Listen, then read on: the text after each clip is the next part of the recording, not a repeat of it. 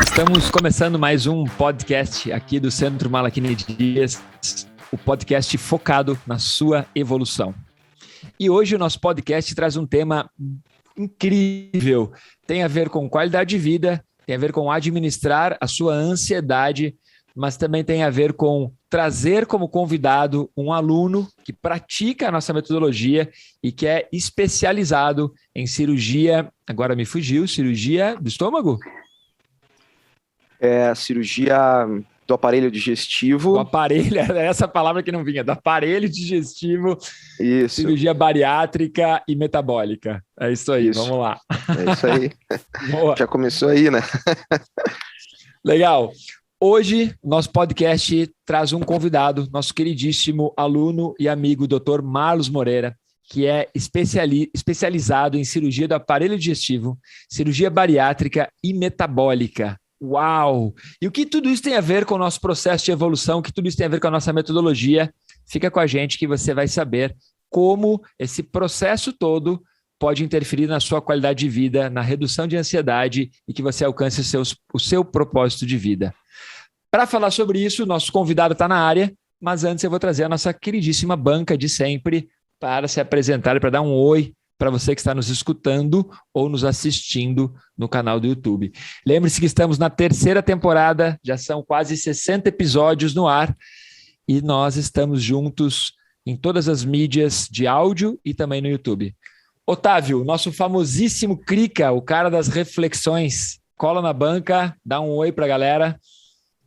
Salve, galera! Bom dia, boa tarde, boa noite para vocês, queridos ouvintes do Spotify e para todas essas plataformas de áudio que nós chegamos no mundo todo.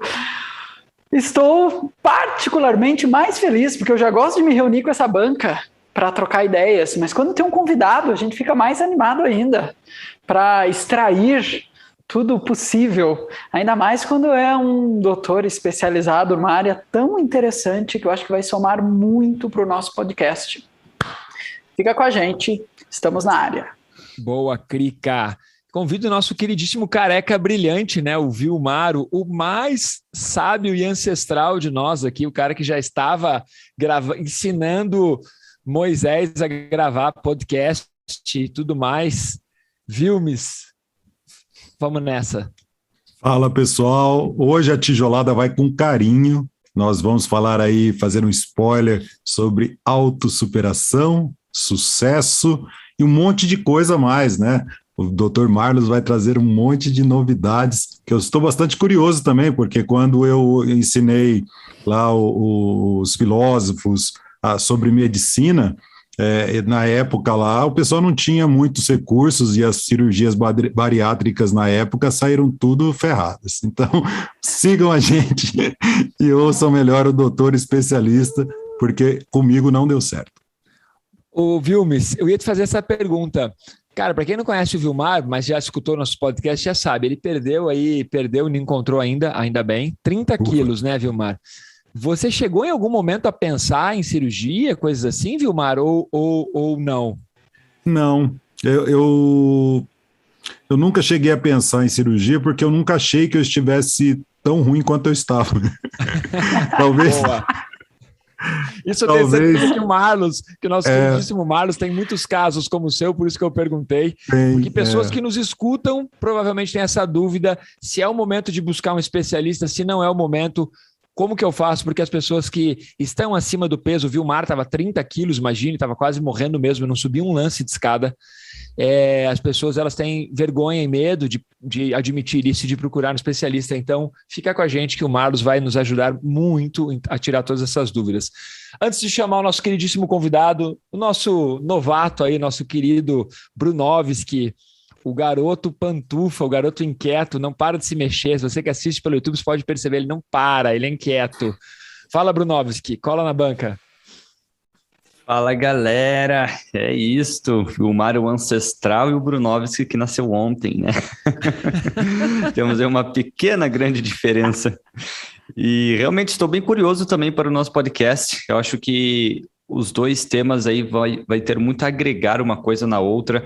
Uma coisa é chegar ao ponto de precisar de uma cirurgia, o outro ponto é mudar hábitos para não precisar, né? Como o Vilmar fez. Então, acho que vamos ter bastante assunto aí para decorrer nesse podcast. Legal. E eu aqui de Curitiba, Malachini, falando, muito feliz porque o Marlos já é meu aluno há muitos anos. Vou dar um spoiler aqui, ele começou a praticar comigo técnicas de meditação e técnicas de alta performance com o intuito de uma viagem que ele estava indo fazer para surfar na Indonésia. E de lá para cá, além de continuar sendo aluno, nos tornamos amigos e hoje ele está aqui como nosso super convidado. Então eu chamo aqui a estrela do dia, né? Nosso queridíssimo doutor Marlos Moreira. Isso aí, agradeço muito aí o convite de vocês. É um prazer estar junto aí, principalmente o Malachini eu já conheço faz tempo e tem uma história bem interessante já para contar disso, né? Mas o resto do grupo aí eu tenho pouco contato, mas o grupo parece bem unido. Acho que deve ter um flow bem interessante aí nesse grupo. Vamos ver se eu descubro também qual que é o segredo do flow desse grupo aí, consigo transferir ele para minha equipe. Mas é isso aí mesmo. A ideia foi uma coincidência do destino, sem querer, né? Eu encontrei um panfleto mesmo, atrás de um banco Uau. de carro, totalmente sem querer. Coloquei a mão só para ver se tinha alguma coisa ali, veio um panfleto falando do método de Rose, o método de High Performance. E na hora, vocês vejam, eu li aquilo e não fazia a mínima ideia do que se tratava. Mas no meio das fotos que tinha ali, tinha uma foto de um surfista. E como eu sou surfista, né? Eu pensei assim, bom, esse troço aqui pode ser interessante. Eu estava planejando uma viagem para a Indonésia. E a ideia inicial era fazer alongamento. Então, se veja, eu tinha tentado já procurar alguma coisa sobre alongamento, não consegui achar de forma alguma. Aí fui conversar com o tal do Malachini Dias, né?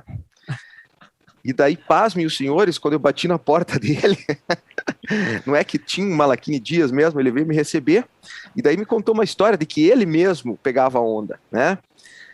Então daí cheguei lá eu, né? E daí, interessado em técnicas para aprimorar aí a condição de surf, e de repente vem um surfista falando que sabia tudo de surf, sabia técnica de respiração e meditação, e que garantia que eu não ia me afogar embaixo d'água, né? Eu pensei assim, só pode estar de brincadeira, né? Esse cara, ele tá querendo me vender a todo custo, né? Tá. Só falta, Mas o Malachini, ele fala isso pra todo mundo, viu? Não é só Pois pra é. você, não. Só faltou ele vir com a maquininha já para eu passar o cartão, assim, tá aí. Não, mas isso não aconteceu, daí a gente começou a conversar, né? E daí eu passei a acreditar no papo dele, e daí eu falei assim, não, vamos fazer uma aula aí para fazer um teste, para ver se isso funciona ou não. E daí o resultado desse funcionamento é que isso daí aconteceu em 2016, né? Porque a gente viajou em 2017.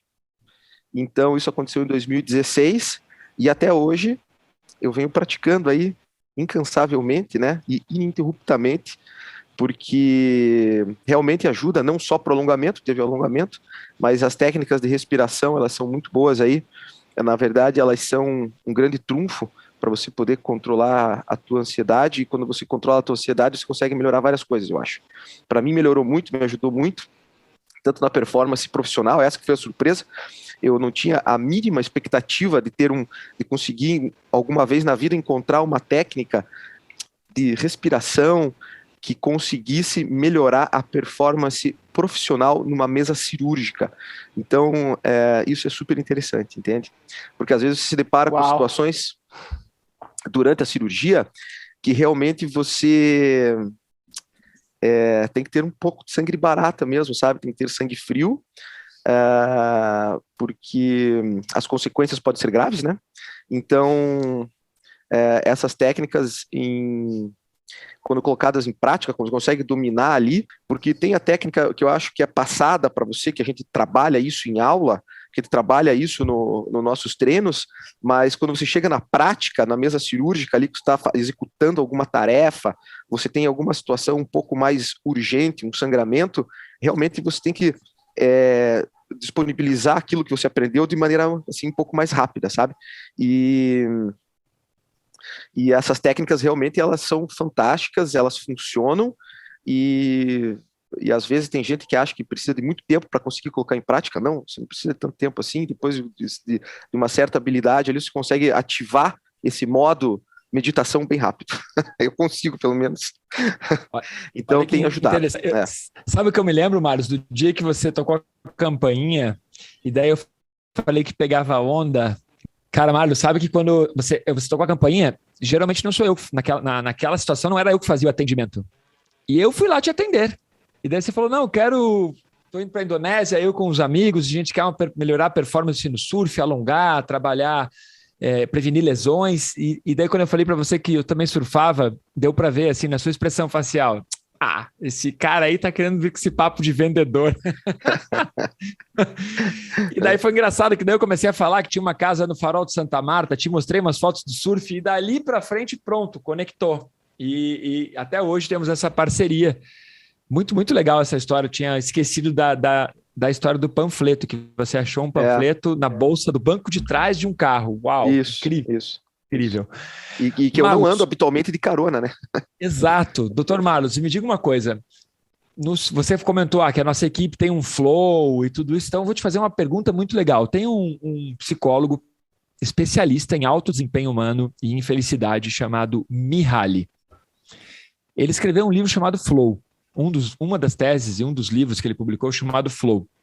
E tem um capítulo que ele fala exclusivamente sobre o estado de flow, ou seja, de meditação, em equipes médicas. Olha que interessante. E ele comenta o seguinte, que quando a equipe médica está toda muito sintonizada, está toda muito conectada, na hora da cirurgia, na hora dos procedimentos, é como se a equipe toda estivesse no mesmo estado de flow, no mesmo estado de meditação, a um ponto do médico pensar que precisa de um instrumento ou aumentar a dosagem de algo e a equipe já faz sem que precise falar. E você comentou que você tem uma equipe, mas eu sei que são duas, na verdade, ou mais, porque tem a equipe que opera, que trabalha com você, mas tem a sua equipe, a equipe do Dr. Marlos Moreira, a equipe profissional que atua para receber os seus pacientes, para divulgar o seu trabalho, né? Então, realmente a gente trabalha, na verdade, com duas equipes. Seria uma equipe de centro cirúrgico, né, que trabalha dentro do centro cirúrgico, e outra equipe que trabalha na clínica, que a gente atua de maneira diferente. Mas realmente isso que você falou acontece, né? Na verdade, existe um processo de treinamento no qual você tenta habituar cada vez mais a tua equipe àquele procedimento que você realiza, e daí, por isso, a necessidade de repetição e de repetir sempre com a mesma equipe. Então, é muito ruim quando você tem que trocar a equipe várias vezes, e quando você consegue manter a mesma equipe, você consegue mais facilmente entrar nessa situação aí de flow. Isso acontece, a gente começa daí hoje, por exemplo, nas cirurgias nossas, que são as mais complexas, que são cirurgias um pouquinho mais demoradas aí, isso é muito importante, porque eu consigo reduzir o tempo cirúrgico, né? Reduzir o tempo cirúrgico é bom para todo mundo, é bom para o cirurgião, que não cansa, é bom para todos os membros dali da equipe que estão participando daquela cirurgia, porque também vão se desgastar menos, né? O paciente em si também vai ficar menos tempo exposto àquele procedimento cirúrgico, menos tempo exposto à anestesia e drogas anestésicas e tudo mais. Então, quando você consegue atingir esse nível de entrosamento, realmente isso daí é um grande benefício. E isso às vezes acontece sem querer. Muitas vezes você não chega a perceber, mas quando você para dar uma olhada em como que isso está acontecendo, realmente quando você vê, você está ali no flow e os passos da cirurgia vão acontecendo naturalmente, você vai recebendo não só o material, mas você vai recebendo, às vezes, se acontece alguma pequena intercorrência durante aquele procedimento, as pessoas já conseguem reagir, sabendo o que você precisa para corrigir aquilo, e acaba sendo uma coisa super legal, assim. Inclusive, quando eu estava fazendo a minha especialização em Nova York, o meu chefe lá, quando a gente estava durante uma das cirurgias, uma das coisas que ele reclamava, ele falava assim, que passava muita gente em treinamento com ele. Então, como ele era uma referência, muita gente ia fazer treinamento com ele, ia treinar, assim como eu estava lá. E uma das reclamações dele era essa, que como passava muita gente lá, ele nunca conseguia ter o mesmo time, e isso aí às vezes trazia alguma dificuldade. Então, mas isso acontece, é verdade, é muito legal, acaba ajudando todo mundo. Ô Marlos, deixa eu te fazer uma perguntinha que me ocorreu agora, Aham. esses procedimentos mais complexos que você comentou, quantas pessoas participam desse processo, além do paciente, obviamente? Então, dentro da sala cirúrgica, habitualmente são 3 médicos, Uau! pelo menos dois cirurgiões, um anestesista, uma enfermeira, uma técnica em enfermagem e uma instrumentadora. Então, ali, pelo menos 6 pessoas dentro da sala para a gente fazer uma cirurgia, né? Uma cirurgia dessa. Se a gente for fazer por robótica, por exemplo, uma cirurgia de robótica, daí isso aumenta, isso aí sobe para 10 pessoas para conseguir fazer a cirurgia robótica. Uau! Olha que interessante. Caramba. Achei que fosse diminuir. Pois então, para eu fazer uma cirurgia por videolaparoscopia, eu preciso estar atuando ali 2 cirurgiões, 2 ou 3 cirurgiões e uma instrumentadora, então eu preciso de 4.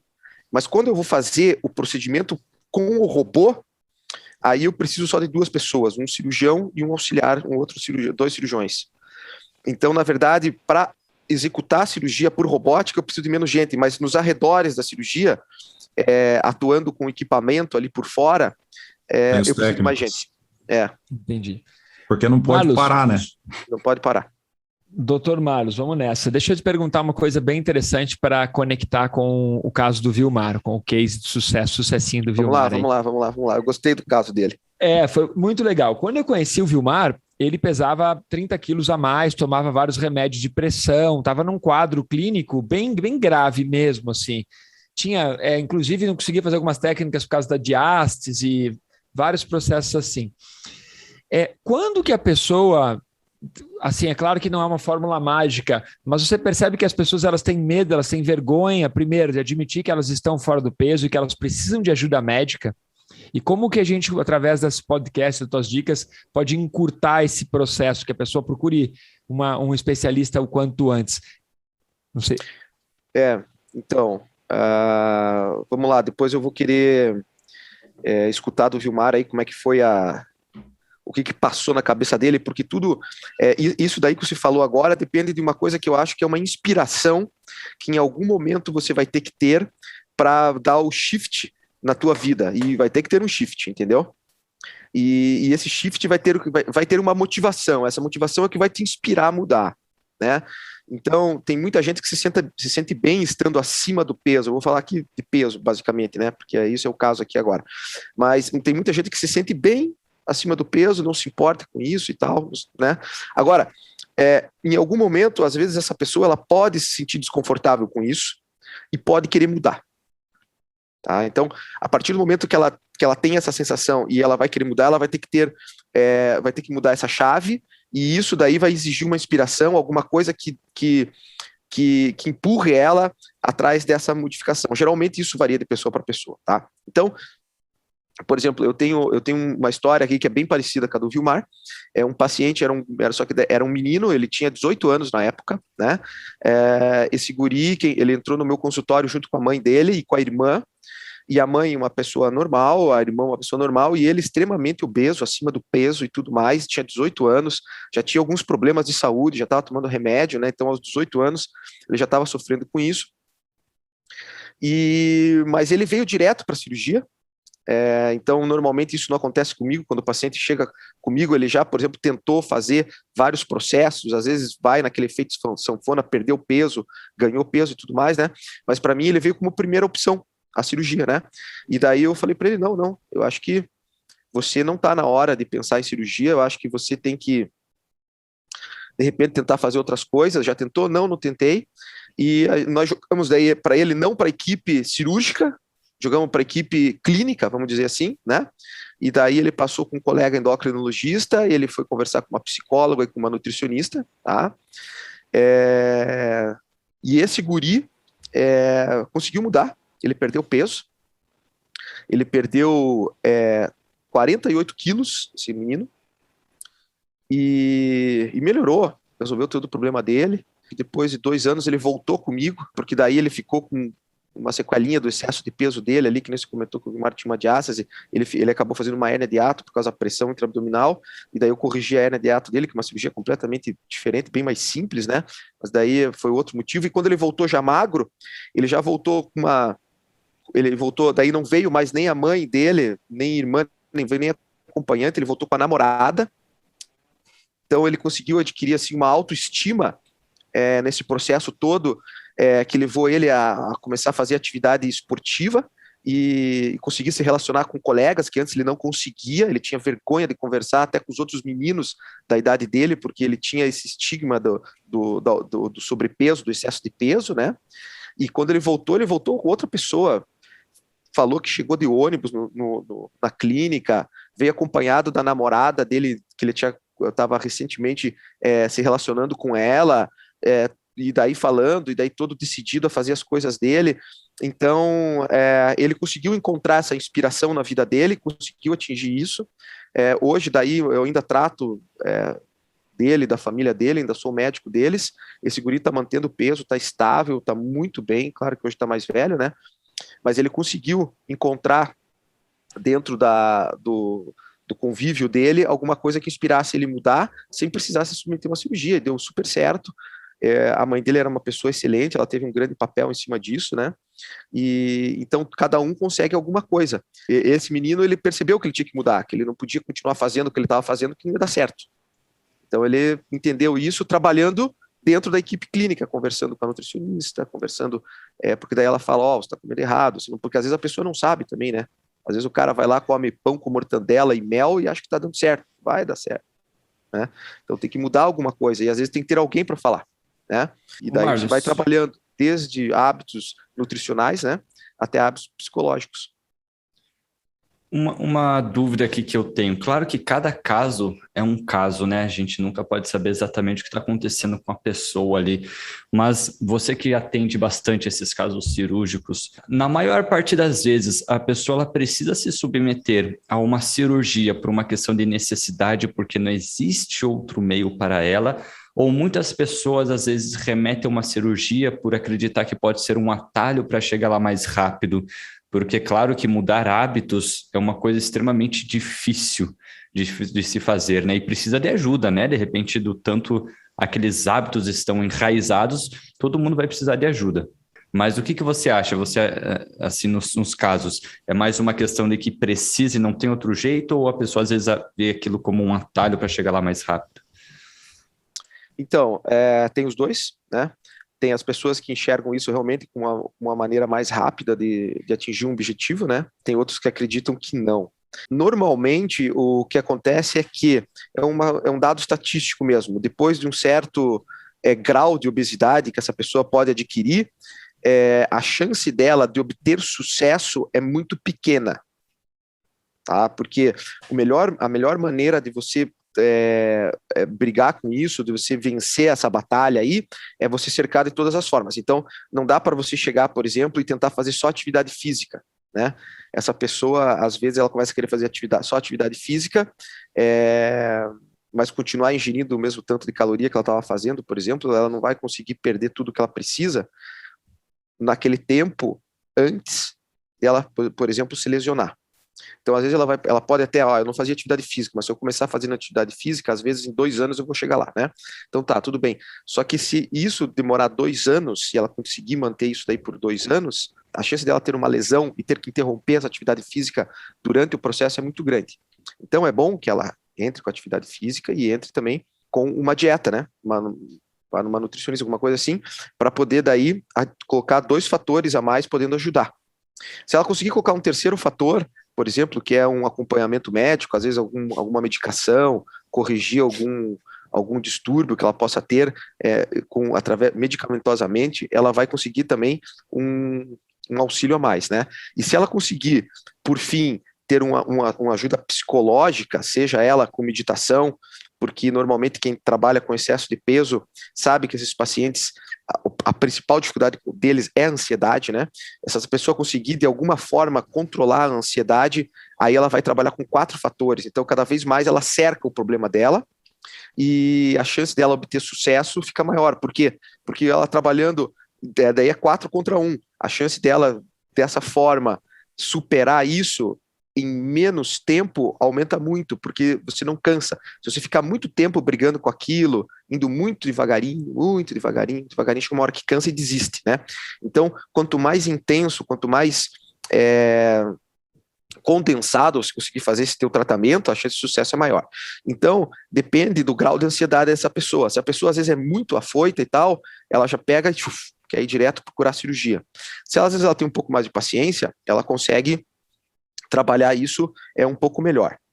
Agora, você veja que interessante que é isso. Mesmo as pessoas que optam por cirurgia, a melhor maneira deles chegarem lá é, antes de fazer a cirurgia, já começar com o preparo, por exemplo, tanto psicológico quanto físico, para capacitar a estrutura osteomuscular dela a, depois que ela começar a emagrecer, a executar a atividade física, porque isso também vai incrementar a perda de peso dela, né?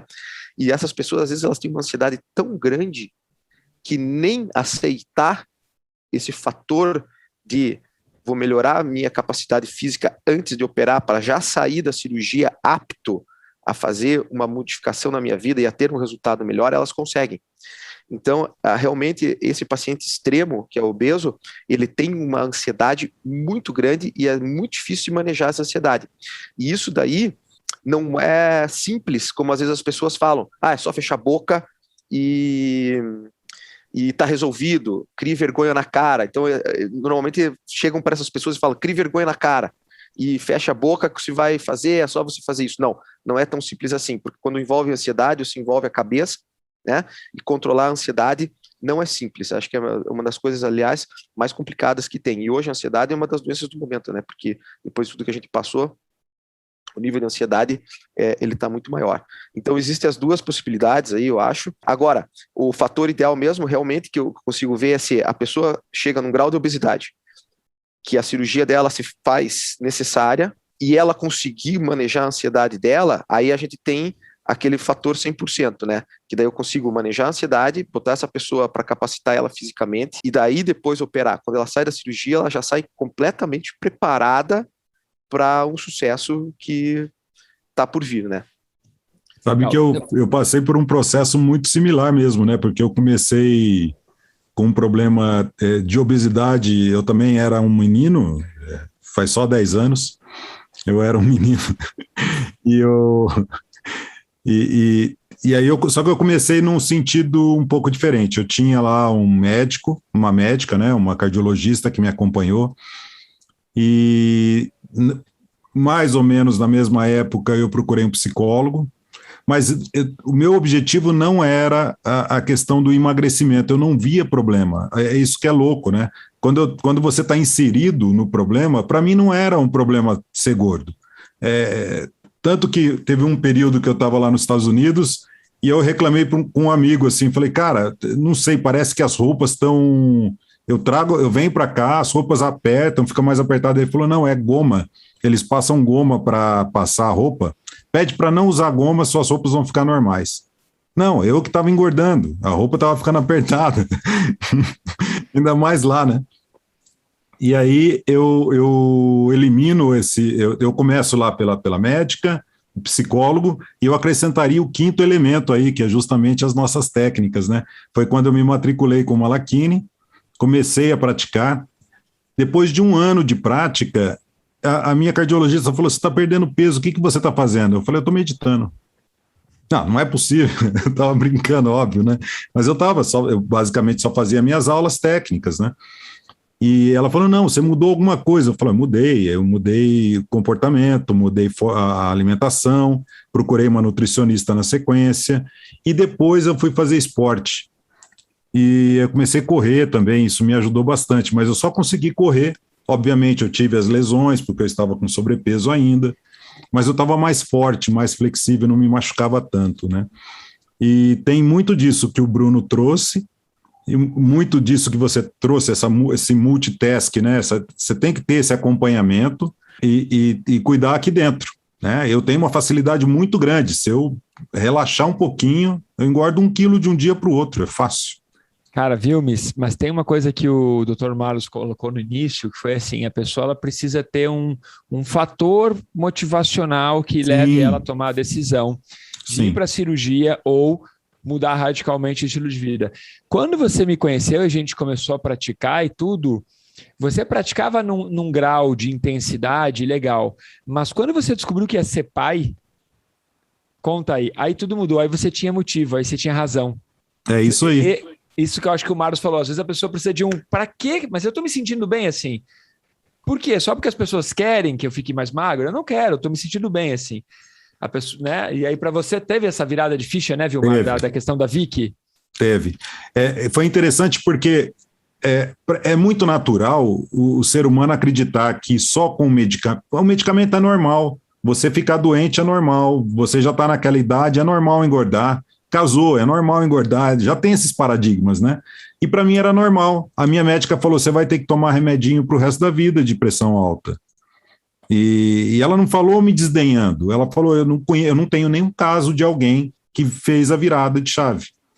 E ela falava: se você continuar nessa pegada que você está, você vai morrer muito rápido, você vai deixar minha amiga viúva. Essas duas coisas, eu morrer, para mim não fazia diferença, e deixar a minha esposa viúva também não fazia diferença, porque, né, eu já estaria morto, ela iria se divertir muito mais sem esse peso morto gigante, né? Mas aí, por eu ter entrado no The Rose Methods, eu ter emagrecido, mudado alguns hábitos, eu consegui engravidar, eu já estava casado há 13 anos. Nem engravidar eu conseguia. E aí eu consegui engravidar, aí a médica virou para mim e falou assim: você não vai ver a sua filha nascer. Cara, aí eu virei um insano, eu praticava sempre que dava, eu saía para correr todos os dias, eu evitava de sair eu só não corria quando estava chovendo. Sair para correr na chuva, eu falei: não, aí é muita insanidade. Eu corria um pouco antes de chover, porque é muito gostoso correr na chuva. Então vale muito a pena a gente prestar atenção, mas tem esses fatores, tem que ter esse cuidado, né? Eu não percebia mesmo que era uma questão que dava para contornar essa situação. E nunca pensei na possibilidade de fazer uma cirurgia. Porque se alguém chegasse para mim e falasse assim: por que você não faz uma cirurgia? Se alguém tivesse me dado um empurrãozinho e eu chegasse em você lá e você falasse para mim: Vilmar, você não tem o peso ainda suficiente para fazer uma cirurgia, porque eu já vi gente fazendo isso. Eu falava: daqui um mês eu volto. Eu já estaria com peso adequado para fazer a cirurgia. Isso. Me dá um tempinho. Me dá um mês, eu resolvo isso. Adorei essa entrada essa entrada do Vilmos, porque o Marlos já pode nos ajudar. Marlos, explica um pouco o que é cirurgia bariátrica. Quando é aquele caso assim que tem que fazer mesmo. E eu percebo o seguinte: eu já tive, né, a Tessie, talvez você lembre dela, a nossa aluna, ela fez cirurgia bariátrica. E hoje ela é outra pessoa, hoje ela posta fotos no Face, hoje ela aprende esportes, ela é outra pessoa, ela é muito mais feliz, ela está se achando muito mais bonita, ela é uma super enfermeira. E depois que ela fez a cirurgia bariátrica, ela já tinha tentado 1 milhão de tipos de regime. E depois que ela fez a cirurgia bariátrica, realmente a vida dela mudou. Isso me lembrou um livro chamado Dinastia Gracie, que foi escrita pela sobrinha do Carlos Gracie. E nesse livro Dinastia Gracie, ela conta que o Carlos Gracie, que foi o precursor do jiu-jitsu brasileiro, o cara que criou toda a família Gracie, ele tinha um único propósito de ensinar jiu-jitsu, que era melhorar a autoestima das pessoas. Então ele gostava de ensinar jiu-jitsu para aquele cara que era o gago, para aquele cara que era o magrinho, o cara que apanhava de todo mundo no colégio. Aí ele ensinava jiu-jitsu para essas pessoas e falava assim: pronto, agora você vai vencer o valentão. E aí com isso, aquele menino que era todo fraquinho, gago, tinha um monte de dificuldades, a autoestima dele melhorava tanto que ele mudava totalmente a vida dele. Então é mais um pouco isso, né? A sua profissão, quando você faz uma cirurgia bariátrica bem sucedida, a pessoa segue as recomendações, muda completamente, né, a autoestima da pessoa. Mas então me explica um pouco para quem está nos acompanhando o que é cirurgia bariátrica, se tem um pouco esse mito de que não vai dar certo, de por que fazer. Nos ajuda aí nesse ponto, Marlos. Então, muito legal isso, Vilmar, isso aí, pô, fantástico, eu acho que é isso aí mesmo. Você sabe que isso que aconteceu com você, mesmo quando as pessoas fazem cirurgia, elas precisam disso também. Entendeu? Porque a gente também tem casos de insucesso ou de reganho de peso. Então, e os casos de sucesso são os casos que em algum momento a pessoa consegue uma inspiração como você conseguiu. Então, essa inspiração ela tem que trabalhar de qualquer forma. Só daí, antes de eu comentar isso, voltando um pouquinho ali, porque voltando ao assunto que o Bruno levantou, eu acho que talvez tenha uma coisinha que eu esqueci de falar, a gente tem que conseguir diferenciar, às vezes, tratar obesidade, né, tratar o excesso de peso e tratar estética. Isso são coisas diferentes. Isso aí entra um pouco naquilo que o Vilmar falou. Ele não estava nem um pouco preocupado, eu acho que eu entendi isso, com a estética, com o excesso de peso, com a roupa com goma ou não, ele não estava preocupado com isso. De forma alguma, ele estava satisfeito com o estereótipo, tudo, não era isso? Eu acho que foi essa impressão que eu tive. É isso aí. Não estava te incomodando isso daí, né? Nem o aspecto de saúde, ficar doente, nem isso estava incomodando. Pô, Não. mas já tem pressão alta, já tem aquilo. Mas e daí? Tá tudo bem para mim. É isso que eu digo. A pessoa, quando ela chega nesse ponto, ela precisa ter alguma coisa que seja um gatilho que impulsione essa mudança. Se não tiver, não interessa se vai ter cirurgia ou se não vai ter. Tá? Então, esse gatilho, ele precisa ter, essa inspiração, ela precisa ter. Tá? E daí controlar a ansiedade. E esse controle de ansiedade que você conseguiu fazer sem cirurgia, que esse outro meu paciente, esse menino que eu falei dos 18 anos, conseguiu também, o paciente que faz a cirurgia bariátrica, ele também vai ter que ter a mesma coisa. Tá? A cirurgia só vai ser o fator determinante, porque realmente às vezes ele não consegue essa inspiração tão grande, e daí a cirurgia realmente ela dá uma força muito grande para esse paciente, né? Agora, então, voltando ali, né, e retomando ali, o que é uma cirurgia bariátrica, o que é uma cirurgia metabólica? Boa. A cirurgia bariátrica, ela realmente, o foco dela é no excesso de peso. Então, quando eu tenho cirurgia, o paciente vem lá, ele acha que ele está acima do peso e não consigo mais lidar com esse peso, minhas roupas não servem mais e tal, e muitas vezes você vai avaliar o paciente, ele realmente é saudável, às vezes ele não toma, e não é raro disso de acontecer, dele chegar lá e não tomar remédio algum. E realmente se faz os exames dele, não tem nada de errado, ou talvez tome um remedinho para pressão, uma coisa mais discreta assim, e ele está bem adaptado àquele excesso de peso dele, né? Então a cirurgia bariátrica ela tem um foco nisso daí. Ela atuaria nessa área, alguma coisa mais preventiva, né? Então evitar com que essa pessoa deteriore em algum momento a saúde dela. Quando eu falo de cirurgia metabólica, o foco muda. Então, a cirurgia metabólica, inclusive, normalmente ela opera, então os meus pacientes hoje, a maioria deles, porque eu acabo atuando mais com metabolismo, mas os meus pacientes hoje, eles não são tão obesos, eles têm um excesso de peso, às vezes menor até, mas eles são muito mais doentes. Então, habitualmente, eles têm um diabetes mais grave, eles quase todos usam insulina, são usuários de insulina, tomam às vezes 1 ou 2 remédios já para dislipidemia, né, para colesterol, e porque um já não controla, precisa tomar outras classes, mesma coisa a pressão, e por aí vai. Às vezes já infartaram, às vezes ou eles são pré-dialíticos, ou eles estão às vezes já com uma insuficiência renal, estão indo para diálise, ou já são transplantados. Então, geralmente o paciente metabólico é um paciente que se traduz em uma condição de saúde um pouco mais delicada, né? E por isso esse paciente, você não consegue operar ele tão rápido. Então, de novo, entra aqui o aspecto da ansiedade. Então, às vezes, o paciente que ele tem excesso de peso, ele chega para você para operar para fazer bariátrica, você avalia ele e ele é um obeso, entre aspas, né, saudável, e realmente eu consigo fazer a cirurgia dele rapidamente. Agora, às vezes, o paciente metabólico, ele está ansioso igual para receber o tratamento cirúrgico, mas não dá. Por quê? Porque às vezes ele está com diabetes descompensado, a pressão dele está muito alterada, que traz um risco cirúrgico tão grande que eu falo assim, não dá, senão você vai morrer na mesa. Então eu preciso manejar alguma coisa aqui, e isso às vezes leva tempo, para depois operar esse paciente com segurança. Então as diferenças elas residem aí. Em termos de técnica cirúrgica, não muda muito, a cirurgia muda pouca coisa de uma para outra, né? Mas basicamente, o foco da cirurgia bariátrica é perda e controle de peso, e o foco na cirurgia metabólica são as doenças associadas àquele excesso de peso ou não. Às vezes o paciente não tem tanto excesso de peso. Doutor Marlos, deixa eu te perguntar uma coisa, fugindo bastante do assunto, daí o Otávio já entra. Como é você ser um especialista nessa área que envolve obesidade, saúde. Você percebe que os pacientes têm muita ansiedade, entre outros fatores, e você é pai. Você é pai de 2 filhos, Lucas e o Henrique, são 2 piás incríveis. Como é para você, dentro de casa, perceber a alimentação dos seus filhos e a alimentação das crianças, dos amigos dos seus filhos ao redor, assim?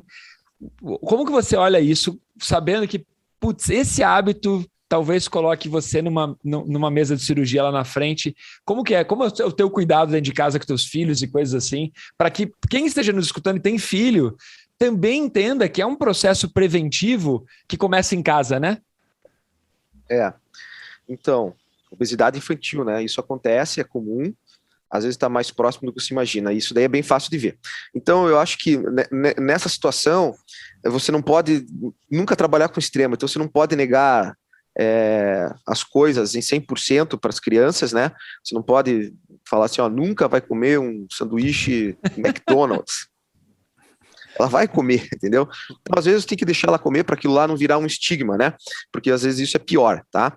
E, ao mesmo tempo, você tem que dar algum outro estímulo para ela, que ela use de exemplo, né? E daí, para isso, entra, às vezes, os pais, às vezes, entra um ídolo, né? É muito fácil você se apoiar, às vezes, num ídolo. Pega um ídolo do esporte, por exemplo, pega um ídolo da televisão, sei lá, um ator, uma atriz, alguém que sirva de modelo para você poder impulsionar essa criança, de repente, a ter hábitos mais saudáveis, e usa esse de exemplo, né?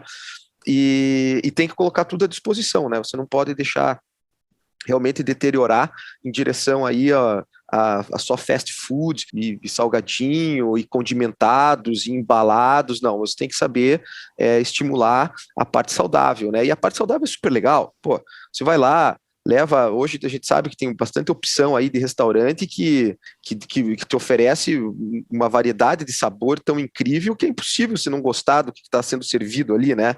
E vai de tudo, vai desde salgado até doce. E são coisas saudáveis. E hoje a gente tem isso. Até pode entregar até na tua casa, se quiser. O que você tem que fazer é realmente estimular isso, né? Então você tem que adquirir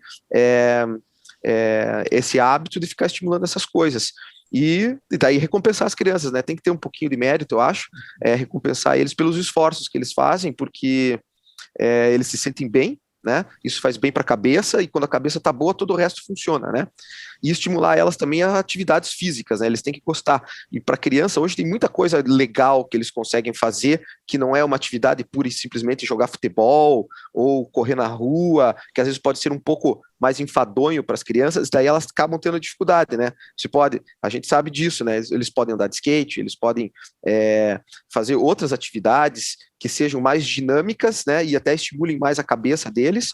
E isso daí leva eles, obviamente, a tomar uma água em vez de tomar uma Coca-Cola, né? E esse tipo de troca, e esse tipo de manejo que você faz, daí vai surtir efeito. E participar junto, né? O pai tem que ir participar junto. Aí já ajuda. Claro. Tá? Até o pai, então vai pro parque andar de bicicleta, você não manda teu filho, tu vai junto, Por que não? Né? Vai pro yoga, leva as crianças junto. Vai pro Muay Thai, leva as crianças junto, né? Então isso daí acaba, e quando você for daí também tomar alguma coisa, vai lá e toma o quê? Toma uma água, toma um suco junto. Vamos fazer um lanche, em vez de comer coxinha, vai comer um sanduichinho natural. Então essas coisas aí que fazem parte do teu dia a dia que acabam levando a esses hábitos mais saudáveis, né? E daí você evita com que isso chegue, às vezes, mais para frente, sempre deteriorado, né? Vai lá, Otávio, você ia fazer uma pergunta para o Dr. Marlos. Sim. Antes eu ia perguntar sobre cirurgia metabólica, mas já foi respondida. Agora, eu quero fazer uma outra pergunta, tem a ver com o assunto anterior. Bom, eu penso o seguinte, um paciente que chega a te procurar, ele, principalmente se ele estiver bem acima do peso, na minha visão leiga, o cara está com um problema físico, uma doença física, e muitas vezes algum também distúrbio emocional e mental. E a minha visão leiga, de fora, de quem está distante da área, é que a cirurgia bariátrica acaba sendo aquela questão de tratar pontualmente o sintoma, né? E não ir na causa do problema. Eu queria entender nesse teu processo de encaminhar pacientes, como você já falou, de encaminhar para um psicólogo, de encaminhar para um nutricionista, como é o processo para que você receba esse paciente e fale, ok, eu vou te operar, mas não é simplesmente fazer uma cirurgia, um procedimento cirúrgico que vai resolver sua vida. Você precisa passar por um processo de reeducação comportamental, de mudança de hábitos, e você vai precisar de uma ajuda de outros profissionais. Como fazer para que os insucessos sejam cada vez menores e como a cirurgia bariátrica funciona ou a metabólica também, atuar na causa, né, mas também ir lá nos sintomas. Como funciona esse processo de mudança? Porque ocorre uma mudança para que o paciente tenha sucesso, uma mudança completa na vida da pessoa, um processo cirúrgico, mas que influencia em todos os hábitos da vida da pessoa. É isso aí mesmo, é um processo complexo, tá? Então, fora o ato cirúrgico, a gente também tem a parte clínica que eu estava comentando, que é a outra equipe que fica fazendo o tratamento clínico, que é nutricionista, psicólogo, enfim.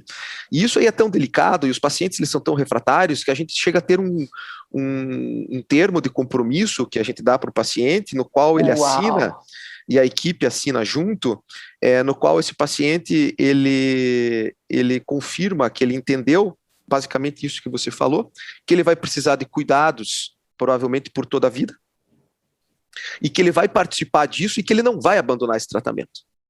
Então a gente tem esse termo, que é esse compromisso que o paciente assina, para a gente reforçar e para demonstrar o quanto sério é esse processo que ele vai passar. Então, na verdade, é isso aí mesmo, não é uma brincadeira, não é um processo, não é que nem você ir na banca de revista, pedir um jornal e depois trocar e pedir outro, não dá para fazer isso. Então, você tem que assumir esse compromisso do mesmo jeito que eu assumo a responsabilidade, o paciente também tem que ter responsabilidade em aceitar todo esse processo. Então, os sucessos, eles são bem nítidos, eles ocorrem nos pacientes que mantêm esse compromisso. Então, os pacientes que mantêm, que entram dentro do sistema e fazem o segmento adequadamente, que fazem os exames que a gente pede, porque tudo isso é programado. Então, o paciente ele tem retorno, por exemplo, ele precisa fazer isso antes de operar, tá? Então, ele precisa passar com toda essa equipe antes de operar, todo mundo faz uma carta, um documento autorizando ele a ser submetido à cirurgia, porque ele já passou por um processo pré-operatório, tá? E depois do pós-operatório, ele tem retornos programados com 7 dias, 30, 60, 90 dias, 180 dias, depois ele volta com 9 meses, com 12 meses, com 18 meses, com 24 meses, tá? E depois é uma vez por ano. Nesses processos, em todos esses retornos, ele vai passar com todo mundo, nutricionista, psicólogo e tudo mais. E durante esse período, você vai monitorar peso, vai monitorar todo o sistema dele, tanto com exames laboratoriais quanto exame de imagem, tudo. Ele vai ficar fazendo isso seriadamente. Por quê? Porque se em algum momento se identificar que alguma coisa está desandando ali, você consegue interferir antes que eu tenha um problema. Então, esses pacientes, às vezes, podem ver, o paciente operou, ficou com aquela cara de sofrido, de doente, parece que está pior que estava antes. Provavelmente esse daí não está fazendo o que era recomendado, porque o paciente que faz tudo o que é recomendado, esse paciente passa liso. É bem suave essa transição e ele não chega a ter problema algum, tá? Agora, os pacientes que são refratários ou que desaparecem, né? Tem paciente que daí desaparece, ele volta quando? Ele volta quando ele tem alguma complicação, quando estragou, entendeu? Ele emagreceu do jeito errado, emagreceu comendo pouco, faltando vitamina, faltando nutriente, daí que ele volta quando? Quando começa a cair cabelo, quando começa a ficar com a unha fraca, ou quando fica com anemia, falta de ar, aí ele volta com aquele aspecto de doente pior do que antes, né? Então isso acontece, mas normalmente é com o paciente que abandona todo o tratamento, né? Então o paciente que segue o tratamento que é preconizado, isso não acontece em absoluto, né? E outra coisa, o paciente normalmente que segue o nosso tratamento, ele acaba desenvolvendo durante esse processo gosto por outras coisas. Assim como o Vilmar falou ali, ele acaba desenvolvendo, por exemplo, gosto por fazer alguma atividade física, seja ela qual for, ele acaba às vezes desenvolvendo gosto por fazer uma cozinha saudável, né, e com sabores diferentes. Então esses pacientes, eles realmente em algum momento, eles alteram os hábitos dele, e é isso que faz a diferença nos casos, tá? Então eu tenho paciente hoje que virou maratonista, tem paciente que virou fisiculturista, enfim, tem uma série de modificações que acontecem com esse pessoal que são registradas também, né? Mas são realmente nos pacientes que seguem o programa que a gente estabelece, né? Senão realmente... E tem reincidente? Esses que estragam, que voltam para você, eventualmente eles precisam passar novamente pela cirurgia ou não? Isso. Já foi tentado isso. Hoje é um procedimento que é proscrito, porque ele é fadado ao fracasso. Reoperar paciente não dá certo. Geralmente o paciente volta a ganhar peso ou ele perde muito pouco além do que ele desandou e não funciona. Então, por isso que às vezes, quando o paciente chega a primeira vez para a cirurgia, ele tem que estar muito bem preparado e consciente disso, porque realmente se a gente se falhar ali, cirurgicamente, os resultados são muito ruins daí. Reoperações para reganho de peso, os resultados não são bons. Então, tem que caprichar na primeira vez. É interessante, né? Tem que perder a cabeça de gordo ou a cabeça de doente, dependendo do caso, né? E daí você veja pelo teu próprio exemplo, né? Que não interessa se o paciente vai para a cirurgia ou se ele não vai para a cirurgia. O problema está aqui dentro, né? Ele tem que manter depois. A cirurgia vai dar uma mão, vai dar aquela força, porque ele não consegue sair. Às vezes o paciente não consegue realmente sair, né? E tem gente também que tem muito mais peso a ser perdido do que, por exemplo, você perdeu. Você perdeu 30 quilos. Claro. Tem gente que precisa perder muito mais peso. Então, e daí realmente não consegue. Agora, se não mudar realmente os hábitos, com o passar do tempo, pode ter reganho de peso, né? Então, a cirurgia, o que ela vai fazer nesses casos? Ela vai fazer alguma coisa para esse paciente que, sem cirurgia, ele não estava conseguindo. Não estou conseguindo, doutor. Cheguei aqui, não estou conseguindo. Tentei, não deu certo. Falei, então tá bom. Então vamos para a cirurgia agora, mas a gente já tem todo o teu histórico, já sabemos o que a gente precisa fazer, né? Então vamos executar dessa maneira. Daí vai funcionar, daí vai dar certo. Deixa eu desabilitar. Legal. Estamos chegando no final, quase 1 hora já. Desenrolou super bem, não teve nenhuma pausa, foi super legal. Vai dar super certo o nosso projeto, Marlos. Agora... eu queria fazer uma pergunta para o Vilmar. Beleza. Vamos fazer uma pergunta. Faz uma pergunta para o Vilmar. Depois eu quero falar um pouco mais, apresentar você, mas perguntar de uma maneira que te humanize mais. Quem é o Marlos? Não só o doutor. Quem é o Marlos? Sabe? Colocar você, o cara que é pai de família, que é esportista, que acompanha o filho indo escalar, que acompanha o outro jogar videogame, que isso, que aquilo. Humanizar um pouco, porque isso dá um corte legal para você usar. E depois entrar para o final. O final é assim, para quem a gente indica esse podcast, para quem você indica esse podcast e qual foi a sacada que cada um de nós teve durante a gravação, qual foi o insight principal. Mas vamos abrir para você fazer a pergunta para o Vilmes. Vai lá, Marlos, toca a barca. Tá. Então, mas o que eu queria perguntar para o Vilmar então, era o seguinte, quando você começou, Vilmar, que você teve a tua inspiração, que você já comentou aqui, né? Mas em algum momento você teve medo de falhar? Eu ainda tenho. Eu luto com isso a cada segundo, né? Então, o dia que eu dou eu como um pouco mais do que eu devia, mas assim, como é bem isso que você falou, como os seus pacientes têm esse acompanhamento diário, diário não, mas é periódico, né? Eu tenho meu acompanhamento diário. Eu faço mesmo um acompanhamento, eu tenho minha balança, eu me peso, eu sei o quanto que eu tenho que dormir, com quanto que eu tenho que acordar, quase que gera, para uma pessoa que não tem o preparo que agora eu tenho, né, que antes eu não tinha, talvez gere uma questão de ansiedade ou até sei lá, chega a beirar uma loucura, né? A pessoa está lá medindo toda hora que vai no banheiro, precisa, só porque minha balança está no banheiro, né? Mas é uma questão de controle mesmo, né? Isso, eu tive essa inspiração através de um amigo que ele usava aquele medidor de insulina o tempo todo, porque ele tinha a diabetes de nascença, né? ele tinha que ficar fazendo, ele não tinha exatamente a diabetes, mas ele estava ali no limiar. Então, se ele descambasse e comesse uma fatia de pizza a mais, ele teria que se injetar. Então, para ele evitar isso, ele fazia um controle muito bem. Então, o café da manhã dele era extremamente equilibrado, e aí ele falava assim, então hoje eu vou deixar de almoçar para sair para beber com vocês. Ele tinha essa consciência. Eu falei, cara, o cara anda com uma maquininha lá para ficar medindo a insulina. Por que eu não posso usar uma balança que não é tão invasivo, é mais prático, e isso me ajudou bastante. Então, mas é uma luta constante. Eu mudei o mindset, eu tenho a minha inspiração que agora eu vejo, ela tem 8 anos, né? Acabou de fazer 8 anos, e isso traz esse vigor. Todos os dias eu tenho esse motivo, né? O porquê que eu acordo, por que eu vou fazer o que eu vou fazer, por que às vezes eu vou transpirar, por que eu vou fazer uma caminhada. Então eu preciso, por que eu vou fazer minha prática, né? Não tem ninguém olhando, por que eu vou fazer minha prática? Então é para isso, para manter esse mindset que acabei desenvolvendo lá nos primórdios, quando eu tinha esse excesso de peso, né?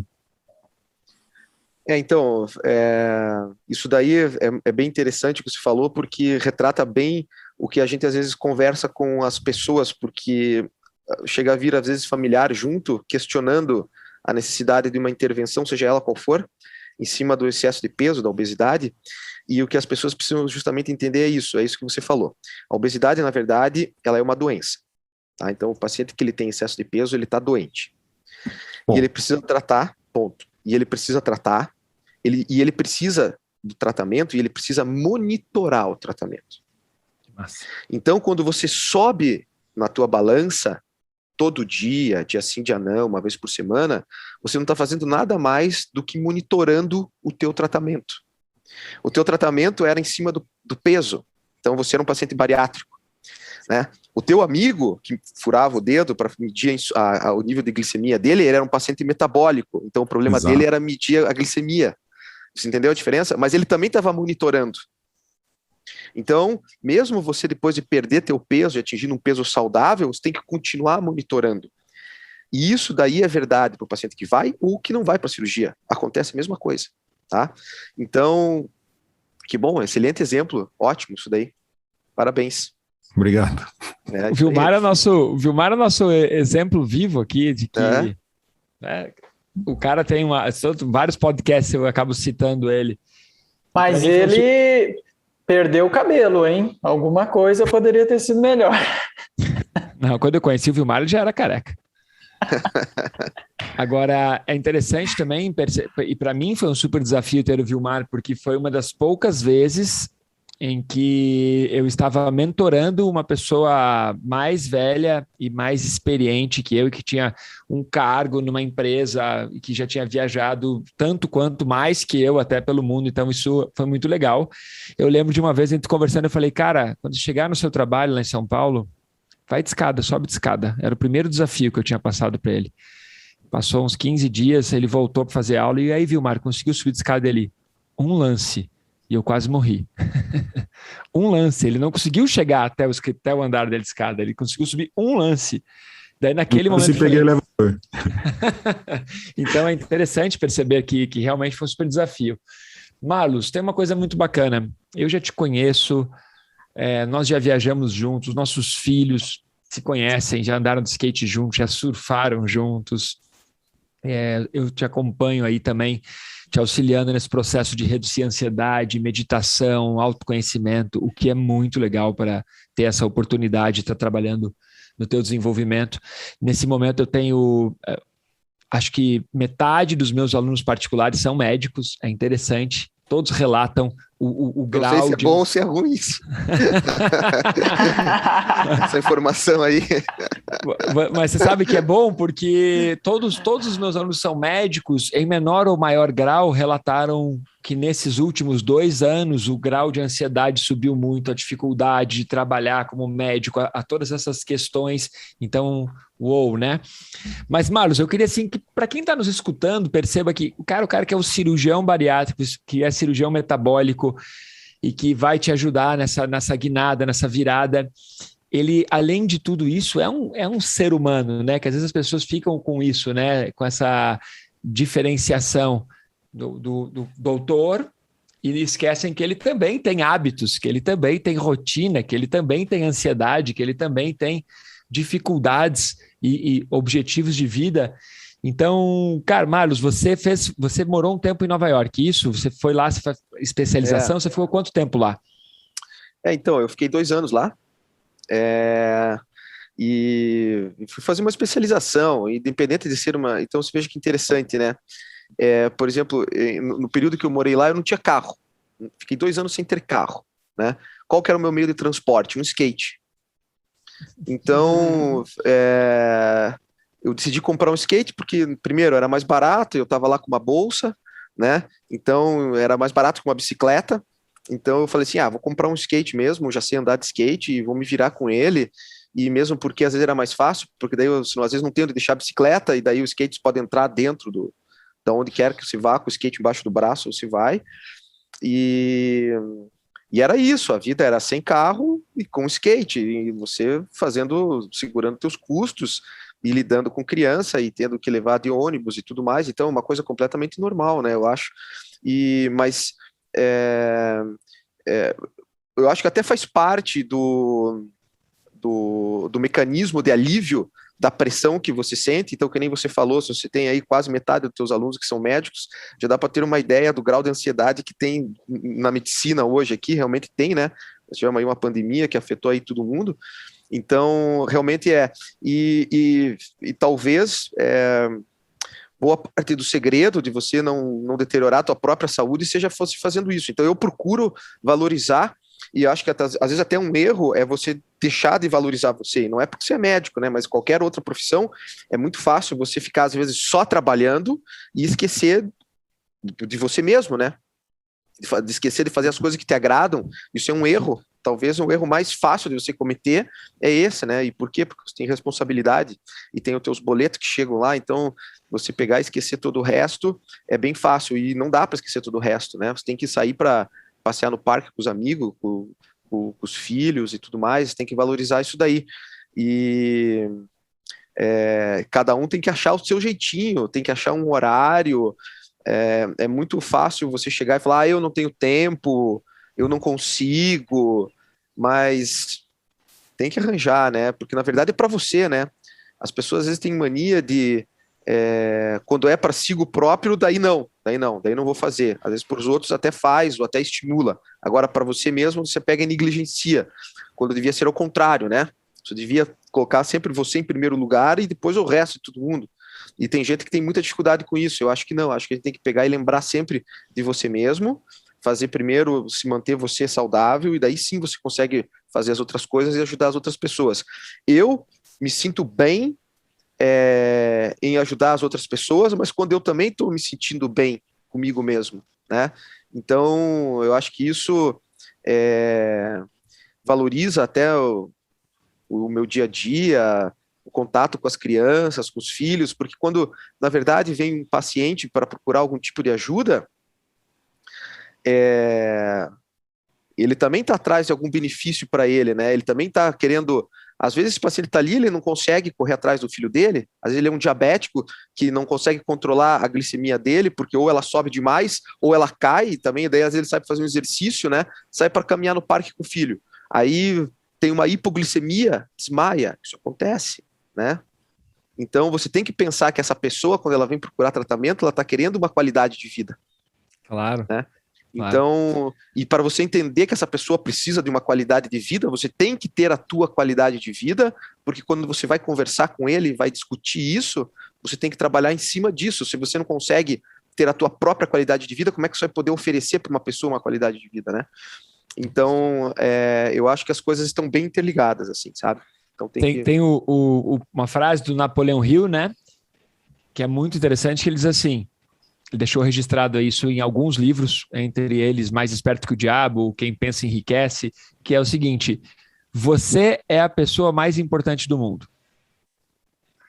E por quê? Parece egoísmo, mas é assim, se você estiver bem, você consegue transmitir e ajudar as pessoas que estão perto de você. Então, se você é um pai de família e você está muito bem, você chega em casa, você leva felicidade, você ajuda os filhos a estudar, você leva... Então, você tem que estar bem para fazer as pessoas que estão perto de você ficarem bem. Sim.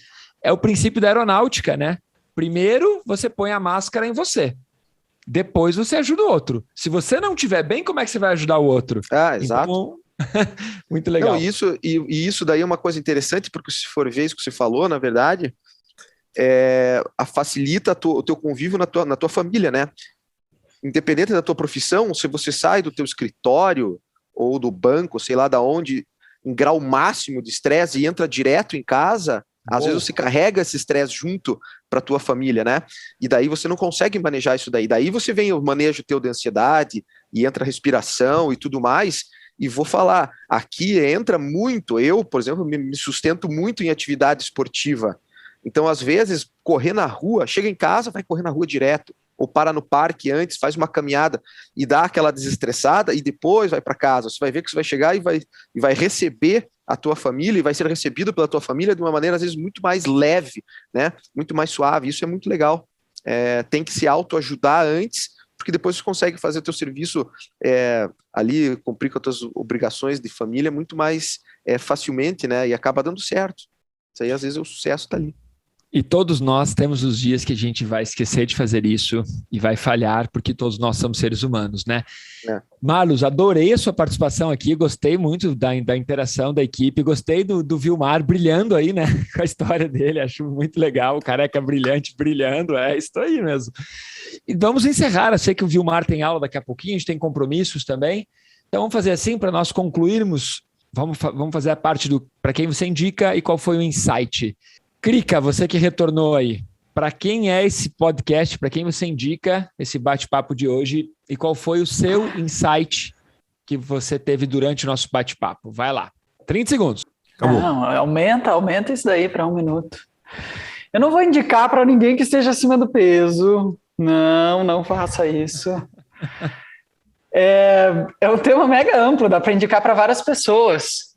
Mas eu vou direcionar para você, ouvinte, indicar para aquele amigo seu, conhecido, parente, que é sedentário. Eu acho que faz parte do processo que o Marlos trabalha nas pessoas. Aquela pessoa que é um pouquinho preguiçosa, que sempre deixa o exercício para amanhã, atividade física para outro dia. Eu acho que vale a pena ele ouvir esse nosso bate-papo e entender como o exercício físico proporciona muito mais qualidade de vida para ele. Fechou? Indicado para quem é um pouquinho sedentário. Bom, insights. Eu anotei vários insights, mas eu vou me resumir ao meu tempo aqui de 30 segundos e vou trazer uma reflexão. Cara, Vamos com saudade, Crica. Saudades das suas reflexões. Pois é, eu pensei muito em hábitos, né? Isso ecoou muito dentro de mim durante tudo que o Dr. Marlos comentou conosco. E aí eu queria trazer algumas reflexões, algumas perguntas para você ouvinte, para você se fazer. Quais são os hábitos que você faz que você tem certeza que te fazem bem, que trazem bem para você? Por exemplo, praticar esportes, fazer meditação, sair com os filhos, curtir um fim de semana, enfim. Faça esse autoestudo. E depois, o oposto. Quais são os hábitos que você sabe que não te fazem bem, mas você tem aquela rotininha de fazer aquilo sempre? No meu caso, por exemplo, aquela pizza deliciosa todo fim de semana. E aí você conclui esse autoestudo pensando como mudar os hábitos. Não é fácil, mas talvez tenha uma palavrinha que te conduza aí a esse caminho, que seria autoconhecimento. Quanto mais você trabalhar o seu autoconhecimento e olhar para dentro, mais fácil estará de você incorporar bons hábitos no lugar de hábitos não tão bons. Esta reflexão, galera. Vamos lá. Vilmes, você que é o cara que tem mais pressa porque você tem que dar aula, qual é para quem você indica o nosso podcast e qual foi o insight que você tirou desse nosso bate-papo? Eu gostaria, antes de tirar o chapéu aqui para o Dr. Marlos, muito obrigado aí pela presença, foi fantástico. Eu gostaria de indicar esse podcast, eu já tinha dado um spoiler lá no começo, né, para aquela pessoa que precisa de uma autossuperação. Ah, mas eu não preciso de autossuperação. Mas você sempre tem alguma coisa que você fala assim, eu gostaria de fazer isso daí, mas eu não consigo. Eu quero tocar violão, mas eu não consigo, já tentei e não consigo. Eu quero praticar um esporte, já tentei e não consigo. Eu gostaria muito de meditar, mas eu não consigo. Eu quero parar de comer açúcar, mas não consigo. Para você tem algum ponto para se autossuperar? É para você esse podcast. E a sacada é justamente entender que você é a pessoa mais importante. Você que está ouvindo, você é a pessoa mais importante do seu mundo. Realmente, se você não estiver aqui, esse mundo não tem sentido nenhum de existir. Pelo menos o teu mundo vai desaparecer quando você desaparecer. Então, nós vamos continuar aqui firmes e fortes. Eu estou aqui há muitos anos, né? Hipócrates já brincava lá no meu quintal. E agora... Mas é para refletir. Boa, Vilmos, adorei. Hipócrates brincava no meu quintal. Isso é para poucos, hein? É para poucos. Garoto Pantufa nem sabe quem é Hipócrates. Garoto Pantufa, nosso querido inquieto. Vamos lá, qual foi para quem você indica esse podcast e qual foi a sacada que você teve de participar? Legal. Eu indico esse podcast para os médicos. Eu indico para todos os médicos aí que queiram saber mais um pouco do assunto, porque além da parte técnica, como o Marlos falou bastante, mas também aqui nós somos uma equipe que trabalhamos com qualidade de vida, né? E focamos bastante nessa questão de hábitos e reeducação comportamental, emocional. Então, com certeza, vários médicos vão querer ouvir a nossa palavra também. Então, fica aí esse podcast indicado para todos eles. E o meu insight é algo um pouco parecido com o que eu perguntei lá para o Marlos. Cara, quando você chega a um determinado ponto, você tem que ir atrás de ajuda, porque às vezes sozinho você não consegue. Tá tão foda de realmente conseguir reverter a situação que às vezes a gente tem que deixar nosso orgulho para baixo, né, de lado e falar, não, eu preciso de ajuda, e vai atrás de alguém, porque a força do grupo ela é muito mais forte do que a sua força individual. Então é esse o insight. Excelente, gostei muito. Eu indico esse podcast, se você está nos escutando, compartilhe esse podcast com aquelas pessoas que estão num caso que você conhece e que estão num caso parecido com a história que o Vilmar contou, que pode fazer toda a diferença. A pessoa, ela não precisa estar muito acima do peso, ela não precisa estar no sentido de uma obesidade mórbida, mas se você tem conhecidos que estão acima do peso e que eles mesmos não percebem que isso está atrapalhando a qualidade de vida, que estão tendo que tomar vários remédios, que não conseguem fazer exercícios, é legal porque tem um case real aqui no podcast e um especialista nessa área. Então, indico para que você compartilhe esse podcast com essas pessoas. Todos nós conhecemos alguém assim. E o meu insight desse bate-papo é o seguinte: faça panfletos. E sai distribuindo isso. Faça panfletos. Você pode achar, não, propaganda de panfleto não funciona mais, negócio é TikTok, Instagram, Google Ads. Faça panfletos. Marlos, você, para quem você indica e qual foi o seu insight desse nosso bate-papo tão agradável? Então, foi muito legal aí o bate-papo, eu acho. Eu fiquei surpreso, né? Eu achei que a equipe muito bem preparada. Muito legal isso aí, pessoal. Parabéns para vocês aí. Mas eu indico o podcast justamente, eu acho que esse é o público, né? Para quem está em dúvida, principalmente para quem tem medo de tentar fazer uma mudança na vida que envolva hábitos, principalmente hábitos alimentares e hábitos do cotidiano. Tá? Então, acho que esse pessoal aí merece ouvir esse podcast. E o meu insight é justamente para isso. A pessoa tem que entender que a decisão é individual e tem que pensar, tem que ser um pouquinho egoísta, se é que é essa palavra que mais traduz a isso, mas tem que pensar no próprio bem-estar, né?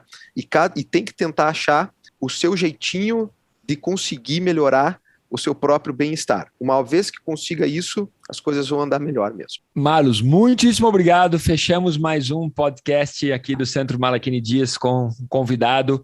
Estamos caminhando para o final de mais uma temporada. Ainda temos programados 2 livros. Um deles é o Mindset, da doutora Duick, um livro super legal, provavelmente será a nossa próxima gravação.